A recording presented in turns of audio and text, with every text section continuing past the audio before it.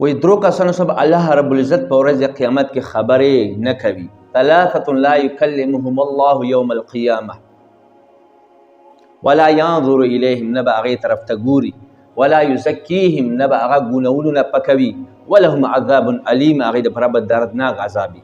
اول المسبل چې خپلې پینسې د ګیټیو نه لاندې ساتي، د خنګرو نه لاندې ساتي، پرتګونه اوچتوي نه. د ینګ طبقه چې تاسو وګورئ ځوانان، خاص کر ایجوکیټډ طبقه خو په دې کې راغلی دی، پینسي اوچتول دا ورته عیب لیده شي، حالانکې دا د رسول الله سنت دی. خو افسوس نن موږ د رسول الله سنتو پورې شرمیږو، موږ د مغرب نه متاثره یو، د هغوی فیشن، هغوی لباس موږ ته خوند راکوي. دویم المنان چې چا سره احسان وکړي بیا ورته یادوي چې تا سره ما دغه احسانات کړي دي. ګوره چې چا سره احسان وکړي هغه یادوه ما، بلکې علما کرام فرمایي چې نیکي وکړي د سمندر ته وغورځوه چې ما سره کړي م نه دی.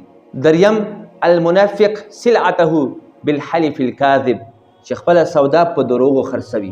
بازار ته لاړ شه د ریړو والا یا دوکانونو والا باندې وګرځېږه، قسمونه به درته وخوري چې قسم دی چې په دومره مې دغه شی راوړی دی، او حالانکې په هغومره به یې راوړی نه وي. او بعضې څه وایي قسم دی تا ته په دومره در کوم، تا نه مخکې بل کس راغلی و هغې ته مو په دومره نه دی ورکړی.